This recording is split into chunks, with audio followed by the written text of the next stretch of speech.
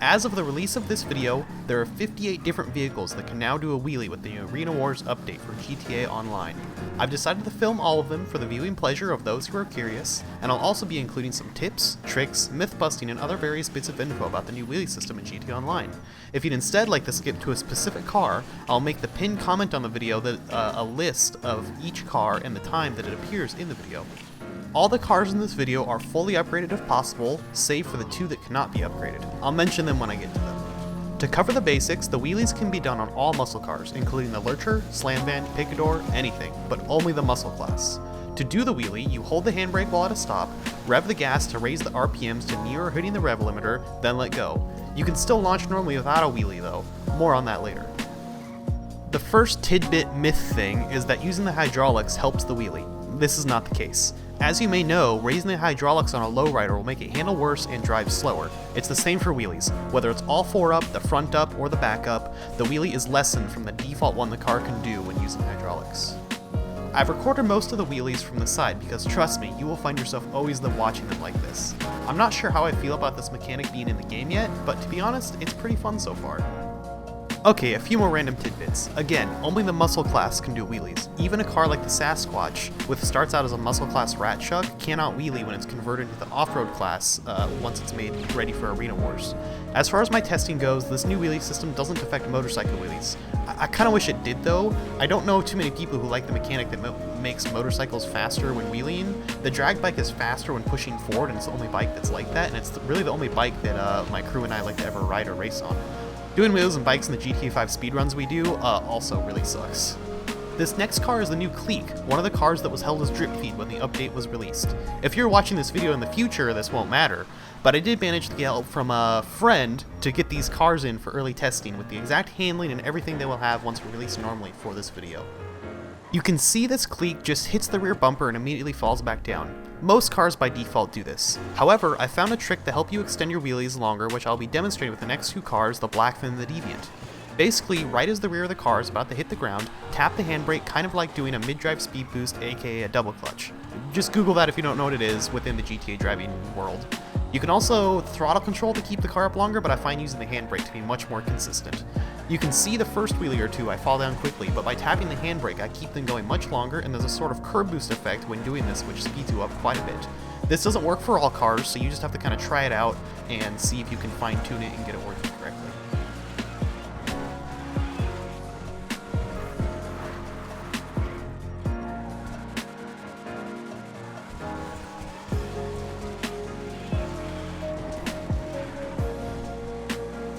I showed it earlier in the video without mentioning it, but the go boost at the start of races is unaffected by these wheelies. You can boost off as normal without doing one. In terms of car upgrades, the height of the wheelie seems tied to the engine power, so basically the engine upgrades in the vehicle shops. You can see here you do a small wheelie in this stock car, but then I upgrade its power a bit and it rises up like the others in the video. This is technically a single player DLC, but not really. Any physics changes made for online generally carry over the single player too, and these wheelies are no exception. If it's not clear, this normal Dominator that I'm doing wheelies in right now is done with Franklin in single player. This GTX is another example of using the handbrake. The first wheelie is normal, but the second and third ones I do the handbrake trick, and it goes for quite a while. Sometimes the cars do turn to the side a fair amount, so don't always count your wheelies going where you point the car initially. Some of the cars like this one are just plain silly to wheelie, even the ones that aren't upgraded like this. Just wait until the Hermes. As with every GTA update as of late, I feel like it was designed by a spreadsheet, not some developers who actually play and care about the game. I didn't find much use for the nitrous. I think with one car later on I was able to get it to stay up for longer, but it was so powerful that it just kind of put the back end up right away and then it would fall down right after that. Filming for this video took me about 4 hours, so it was a fair bit of work getting all the cars, even though I already owned half of them. It would have been a lot longer, but I gotta thank Mr. Beatree, Seb, Benny Boy, and MTK for helping me get all these cars. Okay, this is technically out of order because the Pißwasser Dominator starts with a P, but I've got a few mechanics to show first. On the left is a Dominator with the highest suspension, and on the right is one with the lowest suspension. There's not really any noticeable difference. In general, there isn't any difference on any car with suspension changes, but if you find a car that you do feel does change, do let me know. Here in first person, you can see the rev limiter banging around, and then the car does a wheelie. In the next clip though, you can see that I sit the car at 6k revs, which is just under the limiter, and then I launch as normal, along with doing a mid-drive speed boost. So next up, I'll compare 4 ways to launch your car from a stop in GTA, and this is where the status quo gets disrupted. The bottom left is the wheelie using the handbrake trick when the car is just about to hit the back bumper. For the first 3 or so seconds, the normal start and the handbrake wheelie are tied, but the curb-like boost the bottom left gets, it rockets ahead and gets to the higher gears much quicker after this point. Obviously this testing isn't super accurate as I only did a few runs with each method, but early testing shows that if your car can stay up in the wheelie for a decent length of time, then it will be the fastest way to launch the vehicle, provided you have enough distance to make use of said boost.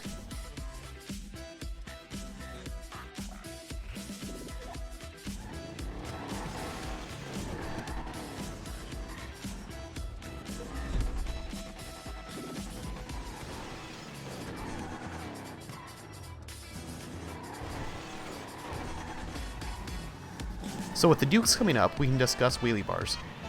And with most things in GTA, it's wildly inconsistent. Sometimes it clips completely into the ground like you'll see in the Vigero later, or with the Dukes here, it provides some stopping of the wheelie getting higher but also slows the car down a bunch.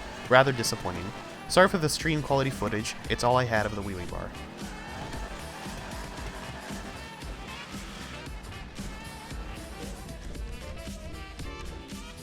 This one does seem to clip. It just makes it worse. It looks like it accelerates faster, but only after coming to a stop for 20 minutes.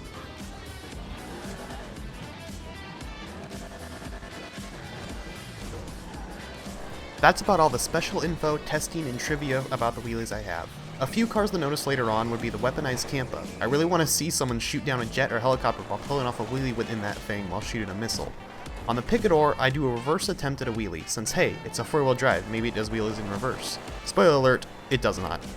Note that the Lost Slamvan and Ruiner3 are both normally unobtainable and therefore driven as stock in this video, so they have weak wheelies. If I was able to upgrade them, they would probably get similar height compared to the normal counterparts. Besides that, thanks for watching, and I'll let the rest of the video play out.